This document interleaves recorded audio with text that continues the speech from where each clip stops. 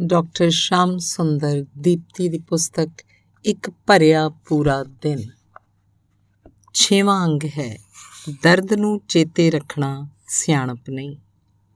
ਸਵੇਰ ਦੇ 8:15 ਡਰਾਈਵਰ ਆ ਗਿਆ ਲੱਗਦਾ ਹੈ।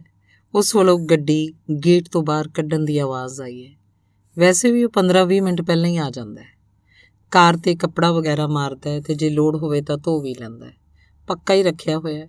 ਤਕਰੀਬਨ ਪਿਛਲੇ 2 ਸਾਲ ਤੋਂ ਲੋੜ ਜੋ ਮਹਿਸੂਸ ਹੋਈ ਹੈ, ਇਹ ਲੋੜ 2014 ਜੁਲਾਈ 'ਚ ਹੋਏ ਹਾਦਸੇ ਸਦਕਾ ਬਣੀ ਹੈ, ਜਿਸ ਤੋਂ ਬਾਅਦ ਮੈਂ ਗੱਡੀ ਨਾ ਚਲਾ ਸਕਿਆ। ਉਂਝ ਮੈਨੂੰ ਗੱਡੀ ਚਲਾਉਣਾ ਚੰਗਾ ਲੱਗਦਾ ਰਿਹਾ ਹੈ। ਸਵੇਰੇ 4-5 ਵਜੇ ਉੱਠ ਕੇ ਰਾਤੀ 7-8 ਤੱਕ ਵਾਪਸੀ ਤੋਂ ਬਾਅਦ ਵੀ ਆਪਣੇ ਆਪ ਨੂੰ ਠੀਕ ਠਾਕ ਮਹਿਸੂਸ ਕੀਤਾ ਹੈ ਅਤੇ ਕਈ ਵਾਰ ਤਕਰੀਬਨ ਇਸੇ ਸਮੇਂ ਹੋਣ ਵਾਲੀਆਂ IMA ਦੀਆਂ ਮੀਟਿੰਗਾਂ ਵਿੱਚ ਵੀ ਹਿੱਸਾ ਲਿਆ ਹੈ। ਹਾਲ ਅਜੇ ਵੀ ਉਹੀ ਹੈ, ਭਾਵੇਂ ਗੱਡੀ ਕੋਈ ਵੀ ਚਲਾ ਰਿਹਾ ਹੋਵੇ। ਮੈਂ ਗੱਡੀ 'ਚ ਬੈਠਦਾ, ਡਰਾਈਵਰ ਅਮਨ ਵਿਭਾਗ ਵੱਲ ਕਾਰ ਤੋਰ ਲੈਂਦਾ ਹੈ। 6 ਸਾਲ ਪਹਿਲਾਂ 2014 'ਚ ਮੈਂ ਵਿਭਾਗ ਦੇ ਮੁਖੀ ਵਜੋਂ ਕਾਰਜ ਨਿਭਾ ਰਿਹਾ ਸੀ, ਜੋ ਮੈਂ ਆਪਣੀ ਨੌਕਰੀ ਦੌਰਾਨ ਕਈ ਵਾਰ ਕੀਤਾ ਹੈ, ਪਰ 3 ਵਾਰੀ ਕਾਫੀ ਲੰਮਾ ਸਮਾਂ ਕਰਦਾ ਰਿਹਾ। ਉਨੀ ਦਿਨੀ ਦਿੱਲੀ ਦੇ ਸਫਦਰਜੰਗ ਹਸਪਤਾਲ 'ਚ ਵਿਭਾਗ ਨਾਲ ਸੰਬੰਧਿਤ ਇੱਕ ਪ੍ਰੋਜੈਕਟ ਦੀ ਮੀਟਿੰਗ ਸੀ। ਬੇਟਾ ਦਿੱਲੀ ਹੋਣ ਕਰਕੇ ਮੈਂ ਸੋਚਿਆ ਕਿ 4 ਘੰਟੇ ਉਸ ਨਾਲ ਗੁਜ਼ਾਰ ਲਵਾਂਗਾ, ਉਸ ਨਾਲ ਨਾਸ਼ਤਾ ਕਰ ਲਾਂਗਾ ਅਤੇ ਫਿਰ ਮੀਟਿੰਗਾਂ 'ਚ ਸ਼ਾਮਲ ਹੋ ਕੇ ਵਾਪਸੀ ਕਰ ਲਾਂਗਾ। ਮੈਂ ਅੰਮ੍ਰਿਤਸਰ ਤੋਂ ਰਾਤ ਨੂੰ ਚੱਲਣ ਵਾਲੀ ਗੱਡੀ ਗੋਲਡਨ ਟੈਂਪਲ ਐਕਸਪ੍ਰੈਸ 'ਤੇ ਜਾਣ ਦਾ ਫੈਸਲਾ ਕੀਤਾ ਅਤੇ ਵਾਪਸੀ ਲਈ ਦਿੱਲੀ ਤੋਂ ਸ਼ਾਮੀ 4:30 ਵਜੇ ਚੱਲਦੀ ਸ਼ਤਾਬਦੀ ਦੀ ਬੁਕਿੰਗ ਕਰ ਲਈ। ਗੋਲਡਨ ਟੈਂਪਲ ਸਵੇਰੇ ਸਵਖਤੇ ਹਜ਼ਰਤ ਨਿਜ਼ਾਮੁਦੀਨ ਦੇ ਸਟੇਸ਼ਨ 'ਤੇ ਰੁਕਦੀ ਹੈ। ਉਸ ਸਟੇਸ਼ਨ ਦਾ ਪਲੇਟਫਾਰਮ ਰੇਲ ਡੱਬੇ ਦੇ ਤਲ ਤੋਂ ਨੀਵਾਂ ਹੈ, ਜਿਸ ਤਰ੍ਹਾਂ ਕਿ ਸਾਡੇ ਦੇਸ਼ 'ਚ ਹਜ਼ਾਰਾਂ ਸਟੇਸ਼ਨਾਂ ਦਾ ਹੈ, ਅਤੇ ਇਹੀ ਹਾਲਤ ਵੱਡੇ ਹਾਦਸਿਆਂ ਦਾ ਸਬੱਬ ਬਣਦੀ ਹੈ। ਮਾਨਯੋਗ ਸੁਪਰੀਮ ਕੋਰਟ ਨੇ ਇਸ ਬਾਰੇ ਸਰਕਾਰ ਤੇ ਰੇਲ ਮੰਤਰਾਲੇ ਨੂੰ ਪਲੇਟਫਾਰਮ ਉੱਚੇ ਕਰਨ ਦੇ ਆਦੇਸ਼ ਵੀ ਜਾਰੀ ਕੀਤੇ ਹਨ ਅਤੇ ਰੇਲ ਅਧਿਕਾਰੀ ਅਦਾਲਤ ਨੂੰ ਜਵਾਬ ਦੇਣ ਲਈ ਮਾੜੀ ਮੋਟੀ ਲਿਪਾ-ਪੋਚੀ ਕਰਕੇ ਜਵਾਬ ਦੇਣ ਦੇ ਕਾਬਲ ਬਣਾ ਲੈਂਦੇ ਹਨ। PWD ਐਕਟ ਦੇ ਬਾਵਜੂਦ ਪਲੇਟਫਾਰਮ ਨੀਵਾਂ ਕਿਉਂ? ਕੌਣ ਹੈ ਇਹਦਾ ਦੋਸ਼ੀ? ਕਿਉਂ ਨਹੀਂ ਸਜ਼ਾ ਉਹਨੂੰ? ਮੈਂ ਇੱਕ ਹੱਥ 'ਚ ਬਰੀਫਕੇਸ ਫੜੀ ਉਤਰਨ ਲੱਗਿਆ। ਪੌੜੀਆਂ ਦੇ ਪੈਰ ਰੱਖਦੇ ਦੂਜੀ ਪੌੜੀ ਤੋਂ ਪੈਰ ਤਿਲਕ ਗਿਆ। ਉਹ ਲੱਤ ਪਲੇਟਫਾਰਮ 'ਤੇ ਗੱਡੀ ਵਿਚਕਾਰਲੀ ਥਾਂ ਦੇ ਅੰਦਰ ਚਲੀ ਗਈ। ਗਿੱਟਾ ਮੁੜ ਗਿਆ। ਉਹਦੇ ਦੁਆਲੇ ਦੀਆਂ ਹੱਡੀਆਂ ਟੁੱਟ ਗਈਆਂ। ਲੋਕਾਂ ਨੇ ਆ ਕੇ ਲੱਤ ਨੂੰ ਬਾਹਰ ਕੱਢਣ 'ਚ ਮਦਦ ਕੀਤੀ। ਮੈਂ ਮੁੜੇ ਹੋਏ ਪੈਰ ਨੂੰ ਥੋੜ੍ਹਾ ਸਿੱਧਾ ਕਰਨ ਦੀ ਕੋਸ਼ਿਸ਼ ਕੀਤੀ, ਜਿਵੇਂ ਕੋਈ ਖਿਡੌਣਾ ਹੁੰਦਾ ਅਤੇ ਚੱਲਣ ਦੀ ਕੋਸ਼ਿਸ਼ ਕੀਤੀ, ਪਰ ਨਹੀਂ, ਦਰਦ ਦੇ ਅੱਗੇ ਕੋਈ ਵੱਸ ਨਾ ਚੱਲੀ। ਮੈਨੂੰ ਸਫਦਰਜੰਗ ਹਸਪਤਾਲ ਤੋਂ ਕਾਰ ਲੈਣ ਆਈ ਹੋਈ ਸੀ। ਮੈਂ ਫੋਨ ਕਰਕੇ ਉਹਨੂੰ ਅੰਦਰ ਬੁਲਾਇਆ। ਬੇਟੇ ਨੇ ਰਾਹ 'ਚ ਮੇਰੇ ਨਾਲ ਬੈਠਣਾ ਸੀ। ਵੈਸੇ ਤਾਂ ਹਸਪਤਾਲ ਦੇ ਗੈਸਟ ਹਾਊਸ ਜਾ ਕੇ ਤਿਆਰ ਹੋਣਾ ਸੀ, ਪਰ ਦਰਦ ਨੂੰ ਵੱਧਦਾ ਦੇਖ ਕੇ ਮੈਂ ਡਰਾਈਵਰ ਨੂੰ ਹਸਪਤਾਲ ਦੇ ਐਮਰਜੈਂਸੀ ਵਿਭਾਗ 'ਚ ਲੈ ਜਾਣ ਨੂੰ ਕਿਹਾ। ਬੇਟਾ ਨਾਲ ਸੀ। ਪਹਿਲਾਂ ਐਕਸਰੇ ਹੋਇਆ। ਗਿੱਟੇ ਦੇ ਆਲੇ ਦੁਆਲੇ ਦੀਆਂ ਹੱਡੀਆਂ ਦੇ ਕਈ ਟੁਕੜੇ ਹੋਏ ਦਿਸ ਰਹੇ ਸੀ। ਐਕਸਰੇ ਦੇਖ ਡਾਕਟਰ ਨੇ ਕਿਹਾ ਆਪਰੇਸ਼ਨ ਕਰਨਾ ਪਏਗਾ। ਮੈਂ ਕਿਹਾ ਤੁਸੀਂ ਫਿਲਹਾਲ ਪਲਾਸਟਰ ਲਗਾ ਦਿਓ, ਮੈਂ ਆਪਰੇਸ਼ਨ ਅੰਮ੍ਰਿਤਸਰ ਕਰਵਾ ਲਾਂਗਾ। ਅੰਮ੍ਰਿਤਸਰ ਹੱਡੀਆਂ ਦੇ ਇਲਾਜ ਅਤੇ ਆਪਰੇਸ਼ਨਾਂ ਲਈ ਪੰਜਾਬ, ਜੰਮੂ, ਹਿਮਾਚਲ, ਰਾਜਸਥਾਨ ਅਤੇ ਕੁਝ ਕੁ ਹਰਿਆਣੇ ਦੇ ਸ਼ਹਿਰਾਂ ਲਈ ਕਾਫੀ ਮਸ਼ਹੂਰ ਕੇਂਦਰ ਹੈ। ਇੱਥੇ ਅਨੇਕਾਂ ਮਾਹਰ ਨੇ। ਕਹਿ ਸਕਦੇ ਹਾਂ ਹੱਡੀਆਂ ਨਾਲ ਜੁੜੀ ਕੋਈ ਨਵੀਂ ਤਕਨੀਕ ਪਹਿਲਾਂ ਅੰਮ੍ਰਿਤਸਰ ਪਹੁੰਚਦੀ ਹੈ। ਮੈਂ ਵੀਲ ਚੇਅਰ 'ਤੇ ਮੀਟਿੰਗ ਅਟੈਂਡ ਕੀਤੀ ਅਤੇ ਉਹਨਾਂ ਨੇ ਮੈਨੂੰ ਵਾਪਸੀ ਲਈ ਟੈਕਸੀ ਕਰ ਦਿੱਤੀ, ਜਿਸ 'ਚ ਬੈਠ ਮੈਂ ਅਤੇ ਬੇਟਾ ਅੰਮ੍ਰਿਤਸਰ ਆ ਗਏ। ਜਿਸ ਅੰਮ੍ਰਿਤਸਰ 'ਤੇ ਹੱਡੀਆਂ ਦਾ ਵੱਡਾ ਅਤੇ ਆਧੁਨਿਕ ਕੇਂਦਰ ਹੋਣ ਦਾ ਮਾਣ ਸੀ, ਉੱਥੇ ਇੱਕ ਫ੍ਰੈਕਚਰ ਚੰਗੀ ਤਰ੍ਹਾਂ ਸਿਰੇ ਨਾ ਚੜ੍ਹਿਆ ਅਤੇ ਇਹ ਹਾਦਸਾ ਆਖਰ ਇਸ ਮੁਕਾਮ ਤੱਕ ਪਹੁੰਚਿਆ। ਮੇਰੇ ਮਨ 'ਚ ਕਈ ਵਾਰ ਖਿਆਲ ਆਇਆ ਹੈ, ਜੇ ਮੈਂ ਦਿੱਲੀ ਸਫਦਰਜੰਗ ਹਸਪਤਾਲ 'ਚ ਲਾਏ ਗਏ ਪਲਾਸਟਰ ਨੂੰ ਉਸੇ ਤਰ੍ਹਾਂ ਰਹਿਣ ਦਿੰਦਾ ਤਾਂ ਉਹ ਹੱਡੀਆਂ ਕੁਦਰਤੀ ਰੌਣ 'ਚ ਆਪਣੀ ਸਹਿਜ ਰਫ਼ਤਾਰ ਨਾਲ ਜੁੜ ਜਾਣੀਆਂ ਸਨ। ਮਾੜੀ ਮੋਟੀ ਟੇਢ ਰਹਿ ਸਕਦੀ ਸੀ ਬਸ, ਪਰ ਉਹਦੀ ਆਸ ਵੀ ਘੱਟ ਸੀ, ਜੋ ਐਕਸਰੇ ਵਿੱਚ ਉਹਨਾਂ ਦੀ ਸੈਟਿੰਗ ਇੱਕ ਤਰਤੀਬ ਵਿੱਚ ਸੀ। ਨਾਲੇ ਵਾਪਸੀ ਦੇ 500 ਕਿਲੋਮੀਟਰ ਸਫ਼ਰ ਦੌਰਾਨ ਮੈਂ ਬਿਲਕੁਲ ਠੀਕ, ਕਿਸੇ ਵੀ ਤਰ੍ਹਾਂ ਦੇ ਦਰਦ ਤੋਂ ਬਿਨਾਂ ਘਰ ਪਹੁੰਚਿਆ ਸੀ। ਮੈਨੂੰ ਕਿਤੇ ਵੀ ਮਹਿਸੂਸ ਨਹੀਂ ਹੋਇਆ ਕਿ ਮੇਰੀ ਹੱਡੀ ਟੁੱਟੀ ਹੈ, ਸਿਰਫ ਇਹਦੇ ਕਿ ਮੈਂ ਸੀਟ 'ਤੇ ਲੱਤ ਸਿੱਧੀ ਕਰਕੇ ਪਿਆ ਹੋਇਆ ਸੀ। ਜੇ ਦੀ ਵਿਆਖਿਆ ਬੜੀ ਅਜੀਬ ਹੈ। ਇਸ ਨਾਲ ਜੁੜਦੀ ਕਲਪਨਾ ਦੀ ਡੋਰ ਪਤਾ ਨਹੀਂ ਕਿੱਥੋਂ ਤੋਂ ਕਿੱਥੇ ਲੈ ਜਾਂਦੀ ਹੈ। ਆਪਣੇ ਇਸ ਹਾਦਸੇ ਨਾਲ ਜੋੜ ਕੇ ਗੱਲ ਕਰਾਂ ਤਾਂ ਅਨੇਕ ਜੇ ਹਨ। ਅੰਮ੍ਰਿਤਸਰ ਤੋਂ ਸਵੇਰ ਦੀ ਸ਼ਤਾਬਦੀ 'ਤੇ ਸਿੱਧਾ ਦਿੱਲੀ ਜਾ ਸਕਦਾ ਸੀ। ਬੇਟੇ ਨੂੰ ਮਿਲਣਾ ਸੀ ਤਾਂ ਇੱਕ ਸ਼ਾਮ ਪਹਿਲਾਂ ਵਾਲੀ ਸ਼ਤਾਬਦੀ 'ਤੇ ਜਾ ਕੇ ਰਾਤ ਰਹਿ ਸਕਦਾ ਸੀ। ਸ਼ਤਾਬਦੀ ਨਵੀਂ ਦਿੱਲੀ ਖੜ੍ਹਦੀ ਹੈ ਅਤੇ ਉਹਦਾ ਪਲੇਟਫਾਰਮ ਰੇਲ ਡੱਬੇ ਨਾਲ ਸਮਤਲ ਹੈ। ਐਕਸੀਡੈਂਟ ਤੋਂ ਬਾਅਦ ਮੇਰਾ ਹਾਲ ਪੁੱਛਣ ਆਏ ਕੁਝ ਸੁਨੇਹੀਆਂ 'ਚੋਂ ਇੱਕ ਨੇ ਊਸ਼ਾ ਨੂੰ ਕਿਹਾ, ਤੁਸੀਂ ਇਹਨਾਂ ਨੂੰ ਇਕੱਲਾ ਕਿਉਂ ਭੇਜ ਦਿੱਤਾ? ਉਹਦਾ ਜਵਾਬ ਸੀ, ਜੇ ਮੈਂ ਨਾਲ ਹੁੰਦੀ ਤਾਂ ਮੈਂ ਕਿਵੇਂ ਰੋਕ ਲੈਂਦੀ। ਇਹ ਹਾਦਸਾ, ਇਸ ਹਾਦਸੇ ਨਾਲ ਜੁੜੇ ਬਹੁਤ ਸਾਰੇ ਹੋਰ ਵੀ ਜੇ ਹਨ। ਹਰ ਹਾਦਸੇ ਨਾਲ ਹੁੰਦੇ ਹਨ, ਅਸੀਂ ਵਿਚਾਰਦੇ ਵੀ ਹਾਂ। ਚੰਗੀ ਗੱਲ ਹੈ ਜੇ ਇਹ ਕੋਈ ਰਾਹ ਦਸੇਰੇ ਸਾਬਤ ਹੋਣ, ਪਰ ਅਕਸਰ ਜੇ ਦਾ ਆਖਰੀ ਸਿਰਾ ਕਿਸਮਤ ਨਾਲ ਜਾ ਜੁੜਦਾ ਹੈ। ਇਹੀ ਲਿਖਿਆ ਸੀ, ਹੋਣੀ ਲਈ ਜਾਂਦੀ ਹੈ ਖਿੱਚ ਕੇ। ਹਜ਼ਰਤ ਨਿਜ਼ਾਮੁਦੀਨ ਦੇ ਪਲੇਟਫਾਰਮ 'ਤੇ ਹੀ ਹੋਣਾ ਸੀ ਐਕਸੀਡੈਂਟ, ਅਤੇ ਫਿਰ ਸਭ ਕੁਝ ਹੋਣੀ ਦੇ ਹਵਾਲੇ ਕਰਕੇ ਤਸੱਲੀ ਕਰ ਲਈ ਜਾਂਦੀ ਹੈ ਅਤੇ ਅੱਗੋਂ ਤੋਂ ਗਲਤੀ ਹੋਣ ਦੀ ਸੰਭਾਵਨਾ ਜਿਉਂ ਦੀ ਤਿਉਂ ਬਣੀ ਰਹਿੰਦੀ ਹੈ। ਇਹ ਮੇਰਾ ਤੀਸਰਾ ਵੱਡਾ ਐਕਸੀਡੈਂਟ ਸੀ ਜਾਂ ਸਿਹਤ ਸੰਬੰਧੀ ਹਾਦਸਾ ਸੀ, ਪਰ ਇਹਦਾ ਅੰਜਾਮ ਸਭ ਨੂੰ ਚੌਂਕਾ ਦੇਣ ਵਾਲਾ ਸੀ। ਇਸ ਹਾਦਸੇ ਤੋਂ ਬਾਅਦ ਵੱਡੀ ਗਿਣਤੀ 'ਚ ਮੇਰੇ ਸਨੇਹੀ ਮਿੱਤਰ ਆਏ, ਫੁੱਲਾਂ ਦੀ ਖੁਸ਼ਬੂ ਨਾਲ, ਸ਼ਬਦਾਂ ਦੇ ਨਿੱਘ ਨਾਲ, ਆਪਣੇ ਮਨ ਦੀ ਛੋਹ ਲੈ ਕੇ। ਐਕਸੀਡੈਂਟ ਤੋਂ ਬਾਅਦ ਦਿੱਲੀ ਤੋਂ ਅੰਮ੍ਰਿਤਸਰ ਅਤੇ ਫਿਰ ਅੰਮ੍ਰਿਤਸਰ ਵਿੱਚ ਆਪਣੇ ਸ਼ਹਿਰ ਵਿੱਚ ਆਪਣੇ ਕਿੱਤੇ ਦੇ ਡਾਕਟਰਾਂ ਨਾਲ ਮਿਲਦੇ ਜੋ ਖੱਟੇ ਮਿੱਠੇ ਤਜਰਬੇ ਹੋਏ, ਉਹ ਵੀ ਤਜਰਬਾ ਸੀ ਅਤੇ ਇੱਕ ਵੱਖਰੀ ਤਰ੍ਹਾਂ ਦਾ ਹਾਦਸਾ ਸੀ। ਉਂਝ ਕੋਈ ਵੀ ਹਾਦਸਾ ਇੱਕ ਤਜਰਬਾ ਵੀ ਹੁੰਦਾ ਹੈ ਅਤੇ ਇੱਕ ਸਬਕ ਵੀ। ਰਾਤੀ ਦੇਰ ਨਾਲ ਘਰ ਪਹੁੰਚੇ।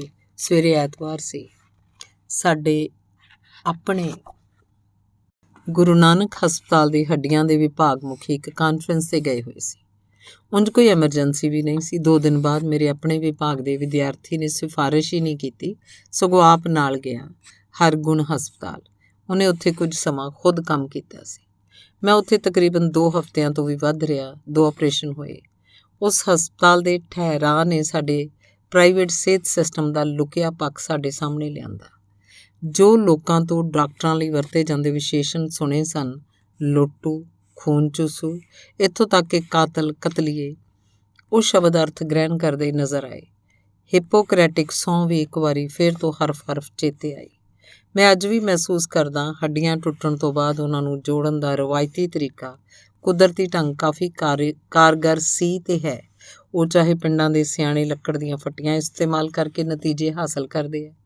ਇਹ ਨਹੀਂ ਕਿ ਨਵੀਆਂ ਖੋਜਾਂ ਜਿਵੇਂ ਪਲੇਟਾਂ, ਤਾਰਾਂ, ਸਰੀਏ, ਗੋਡੇ, ਚੂਲੇ ਨੂੰ ਬਦਲਣਾ ਮੈਡੀਕਲ ਵਿਗਿਆਨ ਦੀ ਪ੍ਰਾਪਤੀ ਨਹੀਂ ਹੈ, ਪਰ ਉਹਨਾਂ ਦੀ ਲੋੜ ਮੁਤਾਬਕ ਵਰਤੋਂ ਦਾ ਸਵਾਲ ਹੈ। ਮੇਰਾ ਪਲਾਸਟਰ ਉਤਾਰ ਕੇ ਪਲੇਟ ਪਾਉਣ ਦਾ ਫੈਸਲਾ ਹੋਇਆ। ਮੈਂ ਆਪਣੇ ਪੁਰਾਣੇ ਤਜਰਬੇ ਦੇ ਆਧਾਰ 'ਤੇ ਦੱਸਿਆ ਵੀ ਕਿ ਮੇਰੀ ਸ਼ੂਗਰ ਦੀ ਬਿਮਾਰੀ ਦੇ ਕਾਰਨ ਮੇਰੀਆਂ ਖੂਨ ਦੀਆਂ ਨਾੜਾਂ ਕੁਝ ਭੀੜੀਆਂ ਹਨ ਅਤੇ ਖੂਨ ਦੀ ਸਪਲਾਈ ਆਮ ਨਾਲੋਂ ਕੁਝ ਘੱਟ ਹੈ। ਇਸ ਪੱਖ ਦੇ ਮੱਦੇ ਨਜ਼ਰ ਆਪਰੇਸ਼ਨ ਦੀ ਵਿਉਂਤ ਬਣਾਈ ਜਾਵੇ। ਉਹਨਾਂ ਦਾ ਉਹੀ ਰਵੱਈਆ ਅਤੇ ਮੇਰੇ ਨਾਲ ਵਿਸ਼ੇਸ਼, ਕਿਉਂਕਿ ਮੈਂ ਡਾਕਟਰ ਹਾਂ। ਪਰਵਾਹ ਨਾ ਕਰੋ ਡਾਕਟਰ ਸਾਹਿਬ, ਘਬਰਾਓ ਨਾ, ਅਤੇ ਪਹਿਲੇ ਆਪਰੇਸ਼ਨ ਦਾ ਫੈਸਲਾ ਲਿਆ ਗਿਆ। ਉਹਨਾਂ ਨੇ ਪਲੇਟ ਪਾ ਦਿੱਤੀ, ਜਦੋਂ ਕਿ ਤਾਰਾਂ ਨਾਲ ਸਾਰੀਆਂ ਹੱਡੀਆਂ ਜੋੜਨੀਆਂ ਸਨ। ਇਸ ਤਰ੍ਹਾਂ ਨੁਕਸਾਨ ਇਹ ਹੋਇਆ ਕਿ ਪਲੇਟ ਜਿੰਨੀ ਥਾਂ 'ਤੇ ਸੀ, ਉੱਥੇ ਇੱਕ 3 ਬਾਏ 3 ਇੰਚ ਦਾ ਜ਼ਖਮ ਬਣ ਗਿਆ। ਫਿਰ ਦੂਜੇ ਪੜਾਅ 'ਤੇ ਉੱਥੇ ਸਕਿਨ ਗ੍ਰਾਫਟਿੰਗ ਕਰਨ ਦੀ ਕੋਸ਼ਿਸ਼ ਕੀਤੀ, ਜੋ ਕਿ ਨਾਕਾਮ ਰਹੀ। ਸਮੱਸਿਆ ਉਹੀ ਸੀ ਜਿਸ ਬਾਰੇ ਮੈਂ ਸੁਚੇਤ ਕਰਾਇਆ ਸੀ। ਖੂਨ ਦੀ ਪਹੁੰਚ ਦੀ ਕਮੀ। ਖੂਨ ਖਿੱਚਣ ਲਈ ਸਕਸ਼ਨ ਮਸ਼ੀਨ ਲਗਾਈ ਗਈ, ਜੋ ਕਿ ਵਿੱਚ ਰੁਕ ਜਾਂਦੀ ਅਤੇ ਉਹਨੇ ਫਾਇਦੇ ਤੋਂ ਵੱਧ ਨੁਕਸਾਨ ਕੀਤਾ। ਇਸ ਦੌਰਾਨ ਇੱਕ ਹੋਰ ਘਟਨਾ ਵਾਪਰੀ ਕਿ ਸਾਡੀ ਬੇਟੀ ਰੀਤੂ, ਜੋ ਆਪਣੀ ਨੌਕਰੀ ਅੰਮ੍ਰਿਤਸਰ ਹੋਣ ਕਰਕੇ ਵਿਆਹ ਤੋਂ ਬਾਅਦ ਵੀ ਇੱਥੇ ਸਾਡੇ ਕੋਲ ਹੀ ਰਹੀ ਸੀ, ਉਹਨੂੰ ਜਨਮ ਪੀੜਾਂ ਸ਼ੁਰੂ ਹੋ ਗਈਆਂ ਅਤੇ ਉਹਦਾ ਵੀ ਸਿਜ਼ੇਰੀਅਨ ਤੋਂ ਬਾਅਦ ਬੇਟਾ ਹੋਇਆ। ਇੱਧਰ ਮੈਂ ਦਾਖਲ ਸੀ। ਮੇਰਾ ਦਾਖਲਾ ਸਿਰਫ ਟਾਂਕੇ ਕੱਟਣ ਦੀ ਉਡੀਕ ਕਰਕੇ ਸੀ ਅਤੇ ਮੈਂ ਗੁਜ਼ਾਰਿਸ਼ ਕੀਤੀ ਕਿ ਮੈਨੂੰ ਛੁੱਟੀ ਕਰ ਦਿਓ, ਜੋ ਥੋੜ੍ਹੀ ਬਹੁਤ ਡਰੈਸਿੰਗ ਹੋਣੀ ਹੈ। ਮੇਰੇ ਆਪਣੇ ਵਿਦਿਆਰਥੀ ਜਾਂ ਸਰਜਰੀ ਤੋਂ ਕੋਈ ਆ ਕੇ ਘਰ ਜਾਏਗਾ ਅਤੇ ਨਿਰਧਾਰਿਤ ਦਿਨ ਮੈਂ ਆ ਜਾਵਾਂਗਾ। ਮੇਰੇ ਡਾਕਟਰ ਹੋਣ ਦੇ ਬਾਵਜੂਦ ਮੈਡੀਕਲ ਕਾਲਜ 'ਚ ਇੱਕ ਵਿਭਾਗ ਦੇ ਮੁਖੀ ਹੁੰਦਿਆਂ ਉਹ ਟਾਲ ਮਟੋਲ ਕਰੀ ਗਏ। ਦੇਖਦਿਆਂ, ਕਰਦਿਆਂ, ਪੁੱਛਦਿਆਂ, ਅਤੇ ਮੈਂ ਜਦੋਂ ਚਲੇ ਜਾਣ ਦੀ ਗੱਲ ਕੀਤੀ ਤਾਂ ਉਹ ਮੰਨੇ ਅਤੇ ਬਿੱਲ ਬਣਾ ਲਿਆਏ। ਬਿੱਲ ਦੇ ਵਿਸਥਾਰ ਵਿੱਚ ਨਾ ਜਾਈਏ, ਇੱਕ ਮੱਦ ਨੂੰ ਛੱਡੀਏ। ਹਸਪਤਾਲ ਦੇ 3 ਡਾਕਟਰ, ਹੱਡੀਆਂ ਵਾਲਾ, ਪਲਾਸਟਿਕ ਸਰਜਨ ਅਤੇ ਮੇਰੀ ਸ਼ੂਗਰ ਦਾ ਖਿਆਲ ਰੱਖਣ ਵਾਲਾ ਮੈਡੀਸਨ ਦਾ ਡਾਕਟਰ, ਇਹਨਾਂ ਤਿੰਨਾਂ ਦੀ ਹਰ ਰੋਜ਼ ਦੀ 500 ਰੁਪਏ ਭਾਵ 1500 ਰੋਜ਼ਾਨਾ ਦੇ ਪਾਏ ਗਏ। ਜਦ ਕਿ ਪੱਟੀ ਇੱਕ ਦਿਨ ਛੱਡ ਕੇ ਹੁੰਦੀ ਅਤੇ ਬਾਕੀ ਡਾਕਟਰ ਜੇ ਆਉਂਦੇ ਵੀ ਤਾਂ ਦਰਵਾਜ਼ੇ ਤੋਂ ਹੀ ਹੋਰ ਡਾਕਟਰ ਸਾਹਿਬ ਠੀਕ ਕਹਿ ਕੇ ਤੁਰ ਜਾਂਦੇ।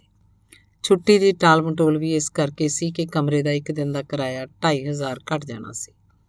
ਕਾਨੂੰਨੀ ਗੱਲ ਕਰੀਏ ਤਾਂ ਕੰਜ਼ਿਊਮਰ ਪ੍ਰੋਟੈਕਸ਼ਨ ਐਕਟ ਤਹਿਤ ਮੁਕੱਦਮਾ ਕਰਕੇ ਹਰਜਾਨਾ ਕਲੇਮ ਕੀਤਾ ਜਾ ਸਕਦਾ ਸੀ, ਪਰ ਅਸਲ ਕਹਾਣੀ ਤਾਂ ਹੈ ਡਾਕਟਰੀ ਪੇਸ਼ੇ ਦੇ ਵਪਾਰ ਬਣਨ ਦੀ, ਜਿਹਨੂੰ ਠੱਲ ਪਾਉਣ ਦੀ ਲੋੜ ਹੈ। ਉਸ ਦਿਨ ਛੁੱਟੀ ਤੋਂ ਬਾਅਦ 15 ਦਿਨ ਘਰੇ ਰਹੇ। ਜ਼ਖਮ ਠੀਕ ਨਾ ਹੋਇਆ। ਆਖਰ ਅਮਨਦੀਪ ਹਸਪਤਾਲ ਡਾਕਟਰ ਰਵੀ ਮਹਾਜਨ ਕੋਲ ਆਏ। ਹੁਣ ਜੋ ਬਾਅਦ 'ਚ ਸੋਚਿਆ ਕਿ ਜੇ ਪਹਿਲੇ ਦਿਨ ਹੀ ਇੱਥੇ ਆ ਜਾਂਦੇ, ਉਹ ਵਿਦਿਆਰਥੀ ਨਾਲ ਨਾ ਲੈ ਜਾਂਦਾ ਤਾਂ ਮੈਂ ਹੀ ਜਾਣ ਤੋਂ ਮਨਾ ਕਰ ਦਿੰਦਾ।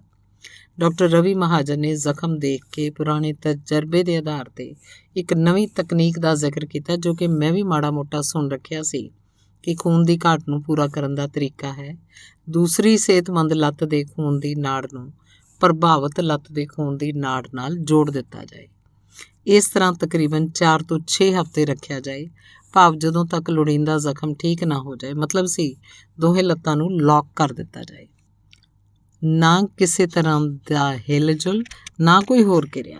ਸੋਚਣ 'ਚ ਹੀ ਔਖਾ ਲੱਗ ਰਿਹਾ ਸੀ ਅਤੇ ਮੈਂ ਫੈਸਲਾ ਡਾਕਟਰ ਮਹਾਜਨ ਉੱਪਰ ਛੱਡ ਦਿੱਤਾ। ਇਸ ਆਪਰੇਸ਼ਨ ਦੇ ਪਹਿਲੇ ਪੜਾਅ ਵਜੋਂ ਜ਼ਖਮ ਨੂੰ ਸਾਫ਼ ਕਰਨਾ ਸੀ। ਆਪਰੇਸ਼ਨ ਕਰਦੇ ਹੋਏ ਡਾਕਟਰ ਰਵੀ ਮਹਾਜਨ ਅਤੇ ਹੱਡੀਆਂ ਦੇ ਮਾਹਿਰ ਡਾਕਟਰ ਅਵਤਾਰ ਸਿੰਘ ਆਪਸ 'ਚ ਗੱਲਾਂ ਕਰ ਰਹੇ ਸੀ। ਇੱਕ ਵਿਚਾਰ ਕਿ ਇਸ ਜ਼ਖਮ ਨੂੰ ਅੱਗੇ ਕਿਸ ਤਰ੍ਹਾਂ ਸੰਭਾਲਿਆ ਜਾਏ। ਉਹ ਕਹਿ ਰਹੇ ਸੀ ਜ਼ਖਮ ਇੰਨਾ ਖਰਾਬ ਹੋ ਗਿਆ ਕਿ ਇਹ ਤੋਂ ਕੋਈ ਖਾਸ ਉਮੀਦ ਨਹੀਂ ਹੈ। ਉਹਨਾਂ ਨੇ ਜ਼ਖਮ ਸਾਫ਼ ਕਰ ਇੱਕ ਸ਼ਿਕੰਜੇ ਨਾਲ ਸਾਰੀਆਂ ਹੱਡੀਆਂ ਜੋੜ ਕੇ ਪੱਟੀ ਕਰ ਦਿੱਤੀ। ਮੈਨੂੰ ਕਮਰੇ 'ਚ ਭੇਜ ਦਿੱਤਾ ਗਿਆ। ਉਹਨਾਂ ਦੋਹਾਂ ਦੀ ਆਪਸੀ ਚਰਚਾ ਨੂੰ ਮੈਂ ਵਿਚਾਰਨ ਲੱਗਿਆ ਕਿ ਜਿਸ ਲੱਤ ਤੋਂ ਖੂਨ ਲੈਣ ਦੀ ਵਿਉਂਤ ਬਣ ਰਹੀ ਹੈ, ਉਹ ਵੀ ਤਾਂ ਇਸੇ ਸਰੀਰ ਦੀ ਲੱਤ ਹੈ ਜਿਹਦੇ ਅੰਦਰ ਖੂਨ ਦੀਆਂ ਨਾੜਾਂ ਕਰਕੇ ਪੰਜਾ ਕੱਟਣਾ ਪਿਆ ਸੀ। ਇੱਧਰ ਇਹ ਜ਼ਖਮ ਵੀ ਆਸਵੰਦ ਹਾਲਤ 'ਚ ਨਹੀਂ ਹੈ ਕਿ ਇਹਨਾਂ ਨੂੰ ਜੋੜ ਕੇ ਜਾਂ ਇੱਕ ਲੱਤ ਤੋਂ ਦੂਜੀ ਲੱਤ ਦੀ ਮਦਦ ਲਈ ਖੂਨ ਲੈ ਕੇ ਠੀਕ ਠਾਕ ਲੱਤ ਨੂੰ ਤਾਂ ਨੁਕਸਾਨ ਨਹੀਂ ਪਹੁੰਚੇਗਾ। ਕਿ ਇਹ ਗਲਤ ਫੈਸਲਾ ਨਹੀਂ ਲੈਣ ਜਾ ਰਹੇ। ਮੈਂ ਅਗਲੇ ਦਿਨ ਡਾਕਟਰ ਰਵੀ ਮਹਾਜਨ ਨੂੰ ਆਪਣੇ ਕਮਰੇ 'ਚ ਬੁਲਾਇਆ ਅਤੇ ਆਪਣੀ ਗੱਲ ਰੱਖੀ ਅਤੇ ਕਿਹਾ, ਤੁਸੀਂ ਤਜਰਬਾ ਕਰਨ ਦਾ ਫੈਸਲਾ ਛੱਡੋ, ਇਹਨੂੰ ਕੱਟ ਦਿਓ। ਕੋਈ ਗੱਲ ਨਹੀਂ, ਅੱਜ ਕੱਲ੍ਹ ਬਹੁਤ ਵਧੀਆ ਆਰਜ਼ੀ ਲੱਤਾਂ ਲੱਗ ਜਾਂਦੀਆਂ।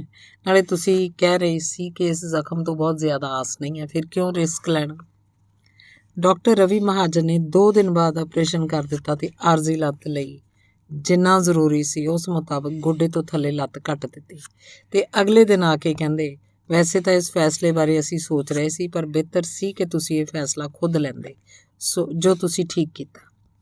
ਇਸ ਬਾਰੇ ਮੈਂ ਕੀ ਕਹਿਣਾ ਸੀ, ਪਰ ਮੈਨੂੰ ਯਾਦ ਹੈ ਇਸ ਲੱਤ ਕੱਟੇ ਜਾਣ ਦੇ ਆਪਰੇਸ਼ਨ ਤੋਂ ਬਾਅਦ 16 ਜੁਲਾਈ ਦੇ ਐਕਸੀਡੈਂਟ ਤੋਂ ਮਗਰੋਂ ਮੈਂ ਪਹਿਲੀ ਵਾਰ 4 ਸਤੰਬਰ ਨੂੰ ਪੂਰੀ ਰਾਤ ਚੈਨ ਨਾਲ ਸੁੱਤਾ ਸੀ, ਜਿਵੇਂ ਦਿਮਾਗ 'ਤੇ ਕੋਈ ਬੋਝ ਹੀ ਨਾ ਹੋਵੇ, ਜੋ ਕਿ ਪਿਛਲੇ ਕੁਝ ਕੁ ਦਿਨਾਂ ਨੂੰ ਖੁਦ ਨੂੰ ਨਕਾਰਾ ਹੋਣ ਦਾ ਅਹਿਸਾਸ ਕਰਵਾ ਰਿਹਾ ਸੀ। ਲੱਗਦਾ ਸੀ ਜਿਵੇਂ ਬੈੱਡ 'ਤੇ ਹੀ ਜ਼ਿੰਦਗੀ ਲੁਹਾਉਣੀ ਪਏਗੀ। ਮੈਂ ਤਾਂ ਨਿਸ਼ਚਿੰਤ ਹੋ ਗਿਆ ਸੀ, ਪਰ ਇੱਕ ਬੋਝ ਊਸ਼ਾ 'ਤੇ ਆ ਗਿਆ। ਇੱਕ ਸਦਮੇ ਵਾਂਗ ਤੇ ਦੋਸਤਾਂ ਮਿੱਤਰਾਂ 'ਤੇ ਪੈ ਗਿਆ ਸੀ, ਇੱਕ ਵੱਡੇ ਹਾਦਸੇ ਵਾਂਗ। ਵੈਸੇ ਤਾਂ 1978 'ਚ ਪਤਾ ਚੱਲ ਗਿਆ ਸੀ ਕਿ ਮੇਰੇ ਕੋਲ 20 ਕੁ ਸਾਲ ਨੇ। ਇਸ ਹਾਦਸੇ ਨੇ ਬੈੱਡ 'ਤੇ ਪਏ ਰਹਿਣ ਵਾਲੀ ਹਾਲਤ ਦਾ ਅਹਿਸਾਸ ਸਗੋਂ ਘੱਟ ਕੀਤਾ ਕਿ ਆਰਜ਼ੀ ਲੱਤ ਨਾਲ ਤੁਰਨਾ ਹੀ ਨਹੀਂ, ਦੌੜਨਾ ਵੀ ਹੈ। ਜਦੋਂ ਲੱਤ ਲਗਵਾਉਣ ਗਿਆ ਤਾਂ ਆਟੋਬੌਕ ਦੀ ਵਰਕਸ਼ਾਪ 'ਚ ਕੰਮ ਕਰ ਰਹੇ ਕਰਿੰਦਿਆਂ ਨੇ ਕਈ ਐਲਬਮਾਂ ਦਿਖਾਈਆਂ, ਕਈ ਹੋਰ ਆਪਣੇ ਤਜਰਬੇ ਸਾਂਝੇ ਕੀਤੇ, ਜਿਸ 'ਚ ਇਸ ਆਰਜ਼ੀ ਲੱਤ ਨਾਲ ਲੋਕ ਖੇਡ ਰਹੇ ਸਨ, ਤਗਮੇ ਹਾਸਲ ਕਰ ਰਹੇ ਸਨ। ਜੇਕਰ ਮੈਂ ਵੀ ਕਹਾਂ ਕਿ ਇਹਨਾਂ 6 ਸਾਲਾਂ 'ਚ ਮੈਂ ਆਪਣੇ ਪਿਛਲੇ ਸਾਲਾਂ ਦੇ ਮੁਕਾਬਲੇ ਵੱਧ ਕੰਮ ਕੀਤਾ ਹੈ। ਜਿੱਥੋਂ ਤੱਕ ਸਰਗਰਮੀ ਦਾ ਸਵਾਲ ਹੈ, ਸਾਲ 'ਚ 52 ਐਤਵਾਰ ਹੁੰਦੇ ਆ। ਮੈਂ ਘੱਟੋ ਘੱਟ 40 ਐਤਵਾਰ ਘਰੋਂ ਬਾਹਰ ਰਹਿੰਦਾ, ਕਿਸੇ ਨਾ ਕਿਸੇ ਸਾਹਿਤ, ਸੱਭਿਆਚਾਰਕ ਜਾਂ ਵਿਗਿਆਨਕ ਸੋਚ ਤੇ ਤਰਕਸ਼ੀਲਤਾ ਨਾਲ ਜੁੜੇ ਪ੍ਰੋਗਰਾਮ ਨੂੰ ਲੈ ਕੇ। ਜਦੋਂ ਮੈਨੂੰ ਛੁੱਟੀ ਮਿਲੀ ਸੀ ਤਾਂ ਮੈਂ ਵੀਲ ਚੇਅਰ ਦੇ ਘਰੇ ਆਇਆ। ਇਸ ਤਰ੍ਹਾਂ ਘੱਟੋ ਘੱਟ 3 ਮਹੀਨੇ ਰਹਿਣਾ ਸੀ। ਆਪਰੇਸ਼ਨ ਨਾਲ ਹੋਏ ਉੱਪਰਲੀ ਚਮੜੀ ਵਾਲੇ ਜ਼ਖਮ ਤੋਂ ਵੱਧ ਮਹੱਤਵਪੂਰਨ ਅੰਦਰੋਂ ਹੱਡੀ ਦੇ ਕੱਟਣ ਨਾਲ ਬਣੇ ਜ਼ਖਮ ਦੀ ਗੱਲ ਸੀ, ਅਤੇ ਫਿਰ ਉਹਦਾ ਮੇਚਾ ਦੇ ਕੇ ਬੂਟ ਜਾਂ ਲੱਤ ਬਣਨੀ ਸੀ। ਬੇਟਾ ਵਾਪਸ ਦਿੱਲੀ ਚਲਾ ਗਿਆ, ਬੇਟੀ ਵੀ ਆਪਣੇ ਸਹੁਰੇ ਰਾਹੋਂ ਨਵੇਂ ਸ਼ਹਿਰ। ਮੈਂ ਵੀਲ ਚੇਅਰ 'ਤੇ ਡਿਊਟੀ ਜੁਆਇਨ ਕਰ ਲਈ। ਮੈਨੂੰ ਘਰ ਤੋਂ ਮੇਰੇ ਵਿਦਿਆਰਥੀ ਲੈ ਕੇ ਜਾਂਦੇ, ਛੱਡ ਕੇ ਜਾਂਦੇ। ਮੇਰੀ ਆਪਣੇ ਵਿਦਿਆਰਥੀਆਂ ਨਾਲ ਇਸ ਤਰ੍ਹਾਂ ਦੀ ਹੀ ਸਾਂਝ ਰਹੀ ਹੈ, ਇੱਕ ਪਰਿਵਾਰਕ ਮੈਂਬਰ ਵਰਗੀ। ਮੇਰੇ ਆਪਰੇਸ਼ਨ ਦੌਰਾਨ ਹਸਪਤਾਲ ਤੋਂ ਲੈ ਕੇ ਬਾਅਦ ਵਿੱਚ ਵੀਲ ਚੇਅਰ ਦੇ ਆਉਣ ਤੱਕ ਮੈਂ ਕਈ ਨਾਮ ਬੜੇ ਮਾਣ ਨਾਲ ਗਿਣ ਸਕਦਾ, ਜਿਵੇਂ ਗੁਰਸ਼ਾਂਤ, ਦੀਪਕ ਉਪਾਧਿਆਏ, ਰਾਘਵ, ਸ਼ਿਵੇਸ਼, ਸਾਹਿਲ ਤੇ ਇੱਥੋਂ ਤੱਕ ਕਿ ਬਲਪ੍ਰੀਤ, ਜੋ ਸਵੇਰੇ ਆਪਣੇ ਘਰ ਤੋਂ ਕਾਲਜ ਜਾਂਦੀ, ਰਸਤੇ 'ਚ ਮੈਨੂੰ ਬਿਠਾ ਲੈਂਦੀ। ਮੈਡੀਕਲ ਕਾਲਜ ਵਰਗੇ ਸੰਸਥਾਨ ਵਿੱਚ ਵਿਦਿਆਰਥੀ ਅਧਿਆਪਕ ਰਿਸ਼ਤਾ ਨੇੜਤਾ ਦਾ ਘੱਟ, ਡਰ ਤੇ ਹਊਏ ਦਾ ਵੱਧ ਹੈ।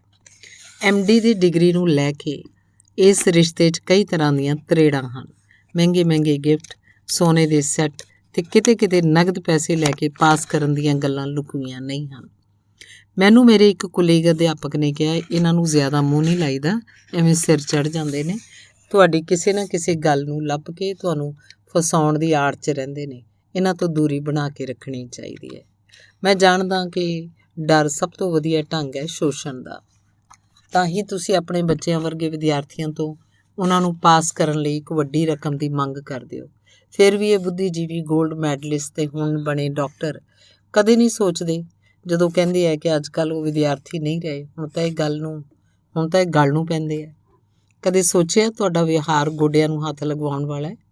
ਤੁਸੀਂ ਕਿਸ ਗੱਲ ਦੀ ਇੱਜ਼ਤ ਭਾਲਦੇ ਹੋ? ਮੈਂ ਇਸ ਨੌਜਵਾਨ ਵਰਗ ਤੋਂ ਬਹੁਤ ਕੁਝ ਸਿੱਖਿਆ ਤੇ ਜਾਣਿਆ। ਮੈਂ ਇਹਨਾਂ ਨੂੰ ਸਿਲੇਬਸ ਤੋਂ ਬਾਹਰ ਜੀਵਨ ਦਾ ਵਿਗਿਆਨ, ਸਾਇੰਸ ਆਫ ਲਿਵਿੰਗ ਬਾਰੇ ਦੱਸਦਾ ਤੇ ਉਹਨਾਂ ਤੋਂ ਜਾਣਦਾ ਕਿ ਆਪਸੀ ਰਿਸ਼ਤਿਆਂ ਦੀ ਮਜ਼ਬੂਤੀ ਲਈ ਕਿਸ ਤਰ੍ਹਾਂ ਦਾ ਵਿਹਾਰ ਲੋੜੀਂਦਾ ਹੈ। ਉਹਨਾਂ ਦੇ ਜਵਾਬ ਅਕਸਰ ਅੱਖਾਂ ਖੋਲ੍ਹਣ ਵਾਲੇ ਹੁੰਦੇ ਹੈ ਤੇ ਉਹ ਜਵਾਬ ਮੈਨੂੰ ਲੇਖ ਲਿਖਣ ਜਾਂ ਸੈਮੀਨਾਰਾਂ 'ਚ ਆਪਣੀ ਗੱਲ ਪੁਖਤਾ ਤਰੀਕੇ ਨਾਲ ਰੱਖਣ ਵਿੱਚ ਵੀ ਮਦਦ ਕਰਦੇ ਹੈ। ਮੈਂ ਵੀਲ ਚੇਅਰ 'ਤੇ ਸੀ ਤੇ ਵਿਭਾਗ ਵਿੱਚ ਆਪਣੀ ਡਿਊਟੀ 'ਤੇ। ਇੱਕ ਦਿਨ ਜਲੰਧਰ ਤੋਂ ਅਰੁਣਦੀਪ ਦਾ ਫੋਨ ਆਇਆ, ਅਕਤੂਬਰ ਦੇ ਪਹਿਲੇ ਹਫ਼ਤੇ ਸਮਾਂ ਦਿਓ, ਨਸ਼ਿਆਂ 'ਤੇ ਗੱਲ ਕਰਵਾਉਣੀ ਹੈ ਤੁਹਾਡੇ ਤੋਂ। ਮੈਂ ਕਿਹਾ, ਤੁਹਾਨੂੰ ਸ਼ਾਇਦ ਪਤਾ ਨਹੀਂ ਚੱਲਿਆ ਹੋਣਾ, ਮੇਰਾ ਆਪਰੇਸ਼ਨ ਹੋਇਆ ਹੈ, ਮੈਂ ਵੀਲ ਚੇਅਰ 'ਤੇ ਹਾਂ।